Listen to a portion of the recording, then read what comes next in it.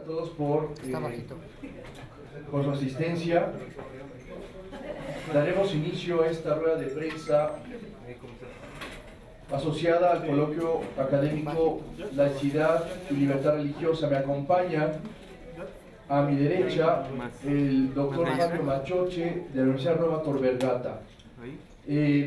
En el caso del doctor Machoche, ustedes ya tal vez habrán tenido ocasión de escucharle, comprende el español con bastante fluidez, las preguntas seguramente las podrá atender, aunque él también estará aquí atento para que si hay algo que no comprenda, pues yo eso lo puedo traducir, o incluso si necesita explicar algo en español que no lo logre hacer porque no es su lengua materna, pues igualmente yo lo asistiré con mucho gusto. Me acompaña a mi izquierda el doctor Jorge Adame Godard, que es investigador del Instituto de Investigaciones Jurídicas de la UNAM y también es profesor de diferentes materias en la Facultad de Derecho de la Universidad Panamericana. El de la voz, Hugo Ramírez, soy profesor, investigador.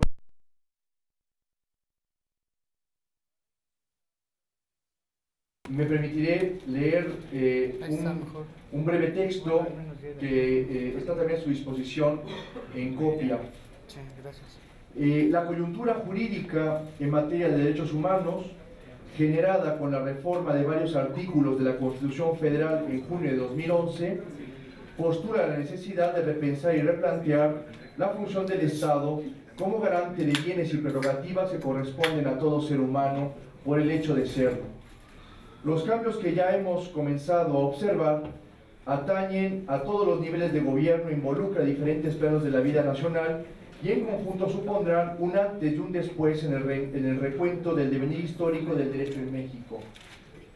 Sin duda, una de esas transformaciones de gran calado a las que he hecho alusión se reflejará en la laicidad, la cual merece la luz de los derechos humanos, una interpretación que la muestre como un compromiso compartido entre autoridades y ciudadanos por lograr las condiciones óptimas para la manifestación y experiencia integral de las creencias de todos. Con esto en mente, puede decirse que la libertad religiosa, entendida como la posibilidad básica de aceptar un conjunto de ideas sobre Dios y orientar la propia vida de forma coherente con tal convicción, se configura como uno de los protagonistas de la agenda de derechos humanos para el siglo XXI. Bajo este escenario cobra peculiar relevancia la reforma al artículo 24 constitucional, que ya ha sido aprobada por la mayoría de las legislaturas locales y está próxima a ser promulgada, porque a favor de todos recoge una necesidad social clara, la del respeto irrestricto y garantía de que nadie sea objeto de discriminación, burla o escarnio por la forma en que libremente decida creer o no creer. Igualmente que la libre adhesión a un credo o no, así como una vida coherente con tal decisión, no sea causa de división social en nuestro país, superando así épocas pasadas. Necesariamente asociada a esta reforma será la renovación legislativa que recoja y especifique lo que la norma constitucional ha reconocido, que toda persona tiene derecho a la libertad de conciencia y de religión, incluyendo el derecho a manifestarla individual y colectivamente, tanto en público como en privado, a través de diversos medios como la enseñanza, la práctica, el culto y la observancia. En este sentido hemos escuchado ya una primera conferencia dictada por el doctor Fabio Machoche, con la que ha dado comienzo el coloquio académico Laicidad y Libertad Religiosa, organizado en colaboración por el Instituto de Investigaciones Jurídicas de la Universidad Nacional Autónoma de México y la Facultad de Derecho de la Universidad Panamericana. Esta iniciativa tiene como propósito contribuir a los diversos diálogos que a nivel nacional se han generado a propósito del nuevo marco jurídico constitucional de reconocimiento de los derechos humanos y particularmente a las enmiendas que también en sede constitucional se han realizado al texto de los artículos 24 y 40, referentes a las libertades de conciencia, de convicciones éticas y de religión, así como a la laicidad como atributo institucional del Estado mexicano respectivamente. Los convocantes estamos convencidos de que los tiempos que corren exigen un intenso intercambio de ideas que favorezcan la comprensión adecuada de temas muy sensibles para todos. Se trata nada más y nada menos de construir cooperativamente el espacio público cuya característica principal sea la inclusión auténtica de las aspiraciones más profundas de toda persona, aquellas que dotan de sentido a la propia existencia a partir de determinadas creencias, muchas de las cuales se articulan en experiencias de corte religioso. La tarea no es simple, pues en no pocas ocasiones nos topamos con interpretaciones acerca del sentido práctico de laicidad que la muestran como la actualización de una secularidad radicalizada, donde con mucha frecuencia pueden legitimarse auténticos actos de injusticia y contradicción al disponer que la libertad religiosa cuente con un estatuto de derecho fundamental, pero simultáneamente se la limita de manera drástica y sin justificación a sus manifestaciones negativas, es decir, solo aquellas que suponen la prohibición de imponer coactivamente la práctica de un credo, y en el mejor de los casos, a su despliegue en el plano de la intimidad y la privacidad. Frente a ello estamos convencidos de que, contando con el renovado paradigma de reconocimiento de los derechos humanos en México, se podrán delinear hermenéuticamente los contornos adecuados de las exigencias prácticas tanto de la laicidad como de la libertad religiosa. Esto es, una situación jurídica en la que creer y no creer no motiven una práctica discriminatoria y en la que además se lleve a cabo una reinterpretación realista y cabal sobre el significado así como el contenido de la libertad religiosa. Efectivamente, se debe tener en cuenta que en la vida del creyente la religión desempeña un papel integral que abarca toda su existencia, dándole sentido desde la fe.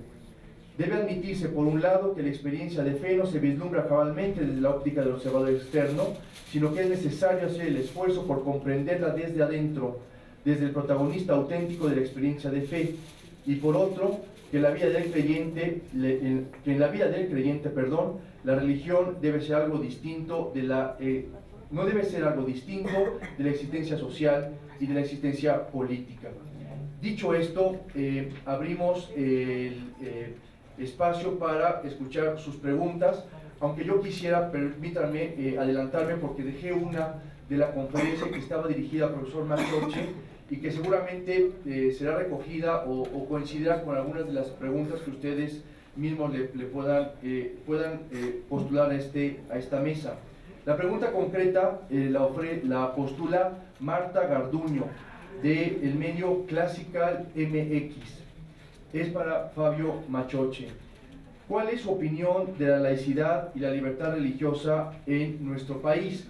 Evidentemente, Fabio es italiano y pues tendrá una opinión externa, una opinión tal vez de observador alejado.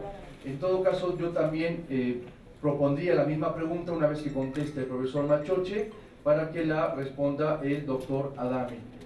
Adelante, profesor. Como ha dicho el doctor Saúl Ramírez, no conozco la realidad del México tan bien para responder exactamente, pero yo sé que hay hasta una reforma de la Constitución que explicitó el carácter laico del Estado mexicano, laicista, laico, que dice que el Estado tiene que ser laico.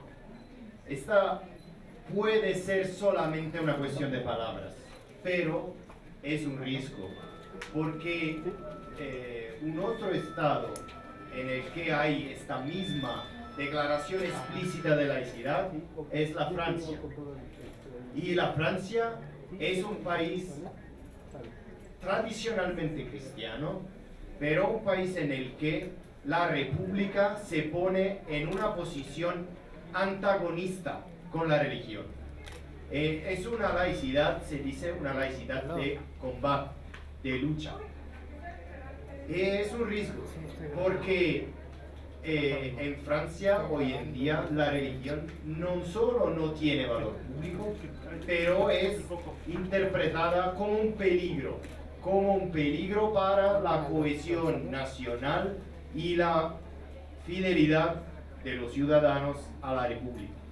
Yo creo que esta solución es una solución no laica, es una solución ideológica.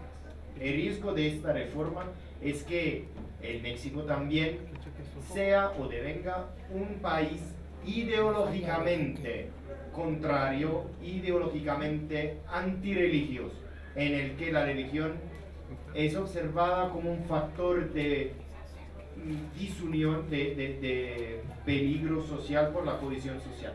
Eso es solamente un peligro, no es una realidad actual. Yo sé que en México la mayoría de la población es cristiana, que hay una fuerte tradición religiosa y una grande libertad religiosa, pero es una posibilidad por el futuro. Esta declaración explícita de laicidad no hay sentido, no es necesario explicitar de ser laicos para ser laicos.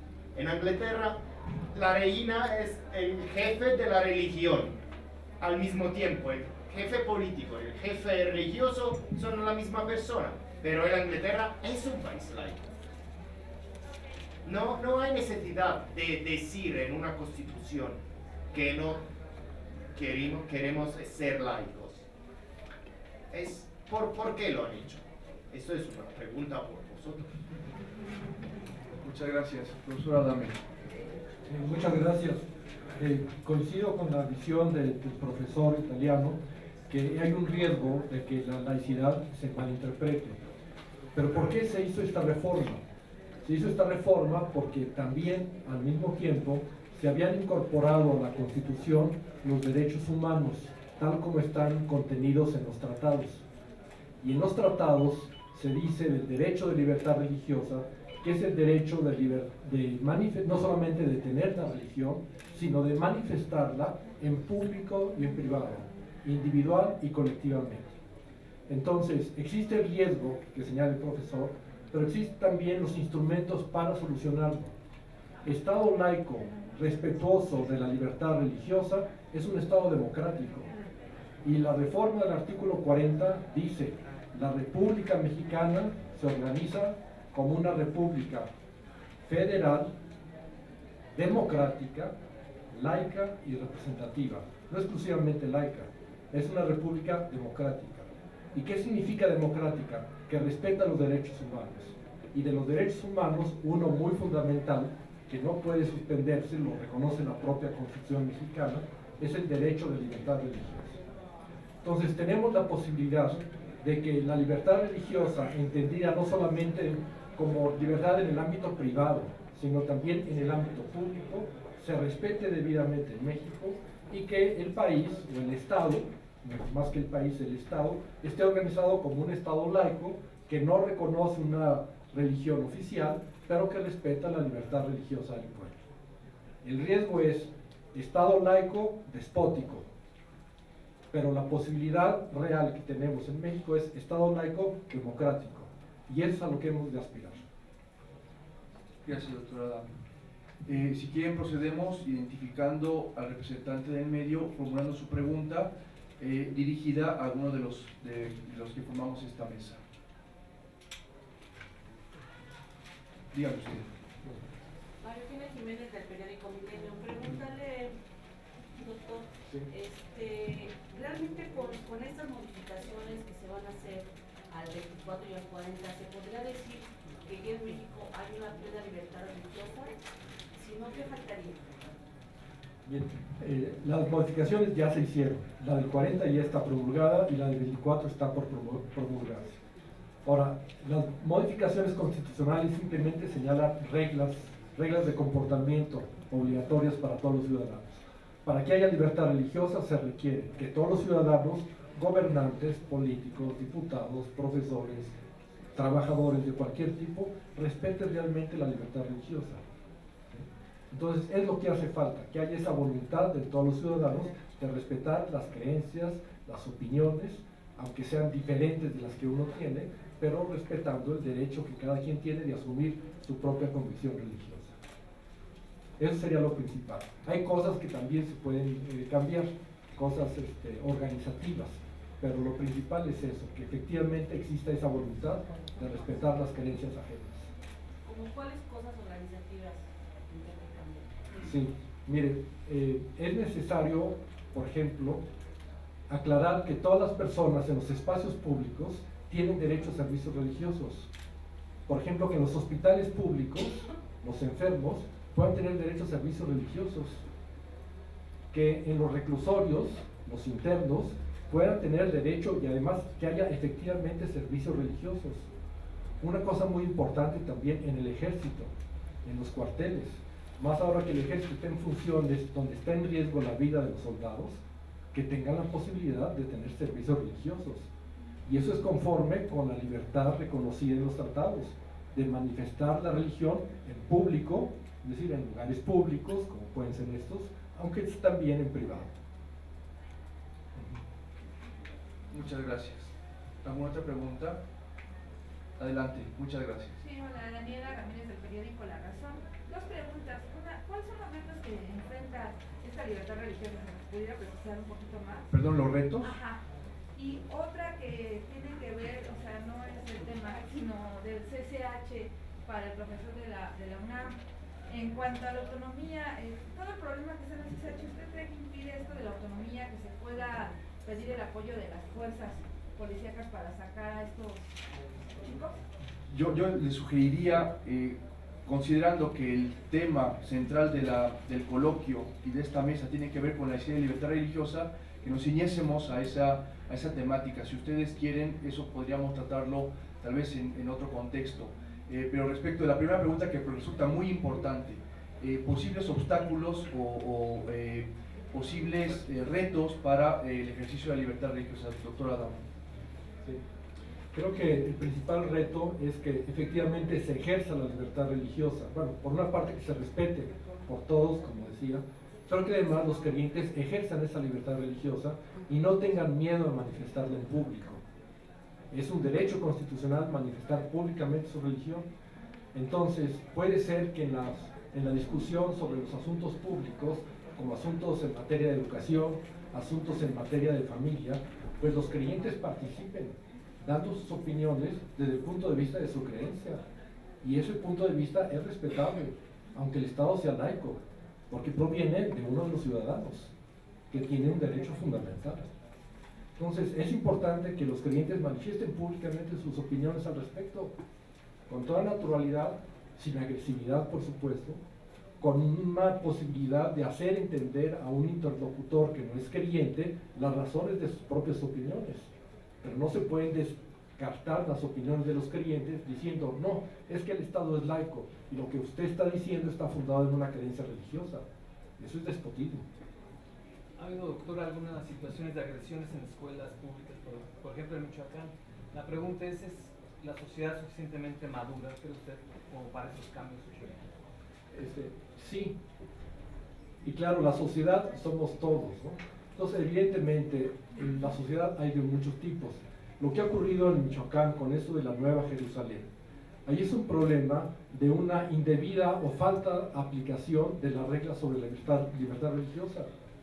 Efectivamente, los padres de familia de Michoacán, como todos, de acuerdo con 3 tratados que están en vigor en México, tienen derecho a que sus hijos reciban educación religiosa conforme a sus propias convicciones. Entonces, los padres de Michoacán tienen ese derecho. Por supuesto, no tienen el derecho de destruir una escuela pública, ni de agredir, porque habrá padres que quieran una escuela de ese tipo. Entonces, el problema es ahí respetar el derecho de estos padres a que sus hijos reciban la educación religiosa que los padres quieran. Y claro, los padres se tienen que organizar, no tienen que ser en una escuela pública. Y el derecho también del Estado de poner sus propias escuelas públicas y de toda la comunidad de asistir a las escuelas públicas. Creo que es un problema que está mal manejado. No es un problema de las reglas mismas de libertad religiosa, sino de una deficiente aplicación de esas reglas. Míralo.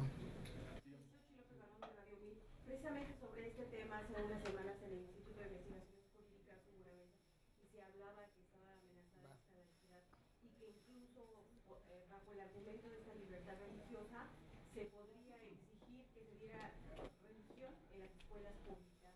¿Esto es posible? Bien. Una cosa es la laicidad del Estado, que es una institución, y otra cosa, el derecho de libertad religiosa de las personas. Somos seres humanos con corazón, con sentimientos, con inteligencia. Las instituciones no pueden tener propiamente religión, las personas sí. Entonces, Los padres de familia, de acuerdo con los tratados, tienen derecho, está expresamente dicho en 3 tratados, de los más importantes, que tienen derecho a que sus hijos reciban educación religiosa conforme a sus propias convicciones religiosas y éticas. Este es un derecho. Eso no quiere decir que el Estado vaya a dar educación religiosa. Sería absurdo que lo hiciera y va en contra del artículo 3 constitucional. Ahora, pueden los padres de familia exigir que se cumpla ese derecho y que se les den facilidades para poner escuelas donde se enseñe educación religiosa de acuerdo con sus propias condiciones.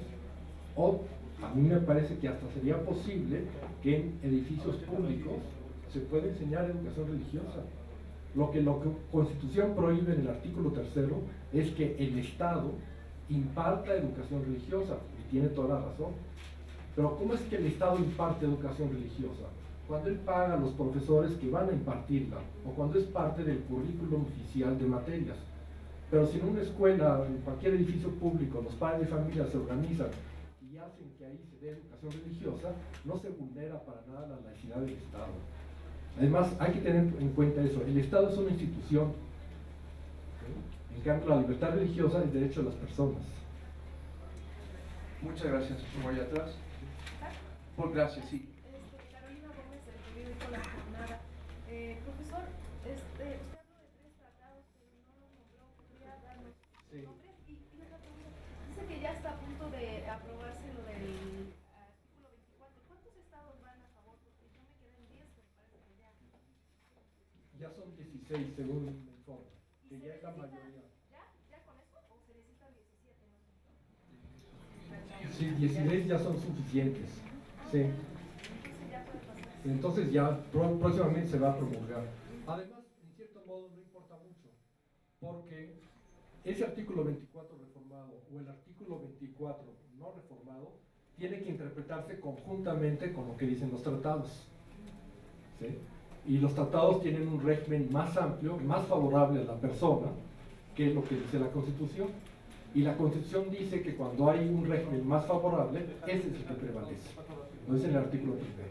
Los tratados son el Pacto Internacional de Derechos Civiles y Políticos, que es el Tratado Universal en materia de derechos humanos, si no mal recuerdo es el artículo 18 y es el párrafo 4.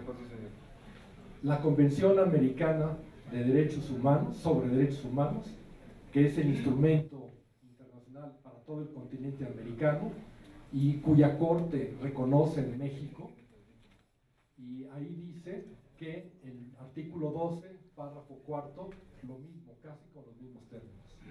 Y está el Pacto Internacional de Derechos Civiles y Políticos, también un tratado a nivel universal, que en su artículo, no recuerdo el número, sobre educación, habla del derecho de los padres a que sus hijos reciban educación religiosa conforme a sus propias convicciones.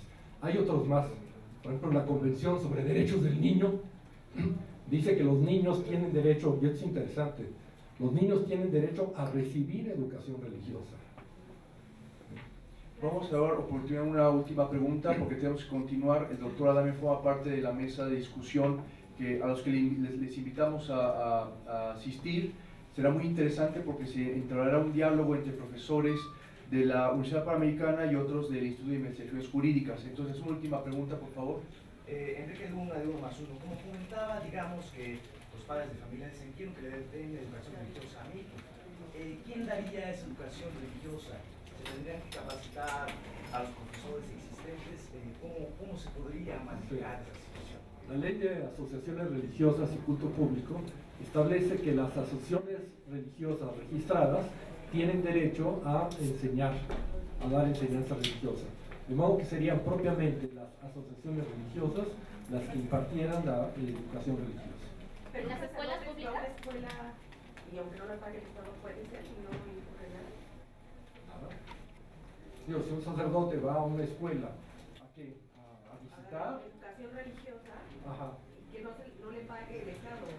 Claro, pero además, siempre y cuando los padres de familia quieran esa educación religiosa y que vayan los hijos de los padres de familia que quieren y no se fuerce a todos a ir. Y la inteligencia de esa materia no es parte de la currícula oficial. muchísimas gracias. Les agradecemos mucho todas sus preguntas. Pasaremos ahora al Salón 37R, donde se va a llevar a cabo esta mesa de discusión y de diálogo entre estos dos temas, libertad religiosa y laicidad. Muchísimas gracias.